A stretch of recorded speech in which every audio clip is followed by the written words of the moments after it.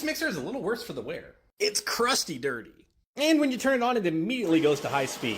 But I see a diamond in the rough. And the K5SS style machine is one of the best machines you can own. That's what I have on my counter at home. So let's polish this turd into a pearl. Now I started removing this back cap screw and I realized it just kept going and going and going. And that's how big it's supposed to be. Now this right here, this is why they pay me the big bucks. Now this is not factory, this is a shoddy DIY repair. Someone lost their screw, but look, as you screw it in, it's coming into contact with these electronics on this board. Jeez Louise, look at all this filth back here.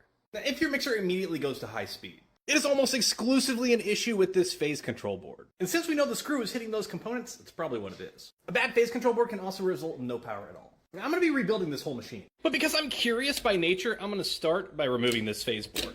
There were 4 clips and then just one teeny screw up here to remove. Well, I found where this person was hiding their stash. Look at all that crap. Let's drop our shiny new one back into place. Take a look, we now have a stir speed, but we're missing 2 and 4. It only picks up at 6. And I think I found our issue. Remember this really long screw? It's supposed to go right here. See that little white plastic thing? Watch how it pushes back. The plate beneath it is supposed to contact the screw. And that's what causes it to change into higher speeds. So we're gonna put our longer screw back where it goes. Look, you can actually see our screw in there now. Look, it makes contact on speed 2, which is gonna cause those speed increases. Now where the heck does this screw go? Yep, solved that too. We're gonna remove this screw right here. And we're gonna put this other little one that we found in its place. And this screw is the back cap screw. Oh, I am dizzy after all of that. I literally feel like I'm in an episode of Scooby-Doo. Whoever fixed this machine, I pulled the mask over. Mr. Jenkins, I would have gotten away with it if it wasn't for that meddling mixer man and that dog of his. Like the Zoinks, man. Alright, this machine is now functioning. It is hitting all of the speeds. And some people would say it's running, it's fixed, but I'm a professional, not me. And this machine is going to be available soon, so I need to rebuild it. Absolute filth. Here's a little ASMR for you. Drip ring, beat it off. Pure filth, don't want to see it under a microscope. Planetary pin, we're going to beat it again.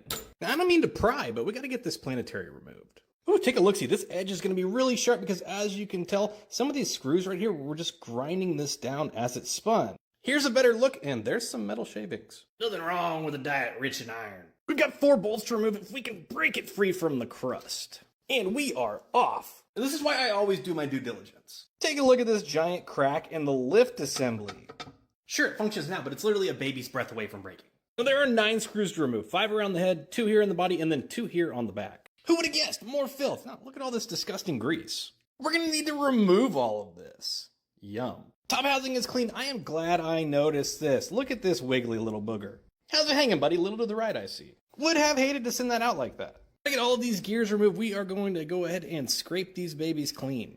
Want to inspect for damage. You can tell this worm gear right here, one of the most commonly failed gears. You see those little crescent moon cutouts right here on the edge of the teeth? You can also see how they're kind of bowed. It's getting ready to strip out. We're going to change it. There's a little pin that holds it in place. We got to punch that out. The pin is out. This pinion gear can be knocked through. We're just going to give this thing a few taps here and knock that down. And then, much like I didn't do, you can go ahead and just pull out. That was not a joke. It was a fact. We're expecting. Number 3. And then once the pinion gear's gone, this worm gear just pulls out of place. Now, once we get these gears all cleaned up, it's time to move to this body. Believe it or not, there's metal under there. And that's starting to look way better. Swap out this arm lift assembly. Symptoms of a bad arm lift assembly are when you go to crank the arms will not raise. Now with the arms in the up position, you're gonna notice a cotter pin right here. You wanna make sure that these little tabs are bent in. Then we're just gonna go ahead and get a pair of pliers in here and pry that guy out.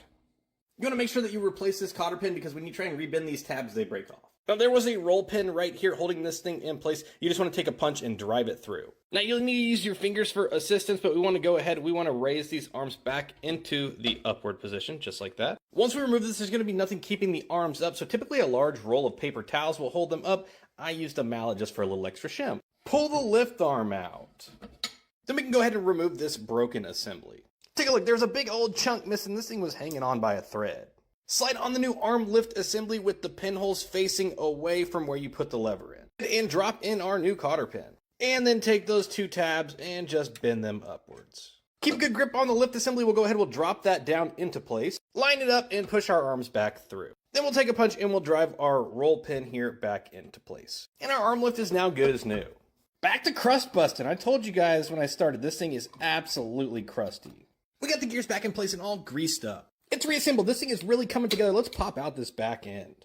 This step is crucial. There's a little spring right here. We are going to pull that out of place. And we want to take that and hook it to a towel. That way that spring doesn't shoot back into the machine. Because if it does, game over. You got to take the whole thing back apart to get to it. We'll remove these 2 screws to break out this speed plate. Grab the gub nut and give it a little pop. Give your nuts a twist. Then we can slap this rear end back into place. Take a look, the ass end of this machine is absolutely gorgeous now. I mean, come on, look at this thing. I know it's not perfect. It's got a little bit of wear. You can tell the band has a little bit of wear on it. It's got some vanilla stains. Now, I knew if we put a little bit of love into this baby, we could make it brand new, and we did just that. This baby is now sparkling. It is running like a top. And I can guarantee you this machine is going to outperform and outlast any new production machine. And that right there is why people follow these tutorials and why people send us their machines to have them repaired and upgraded. Because even if you are, I'm not ready to give up on your machine just yet. All that's left to do now is put this baby up for grabs.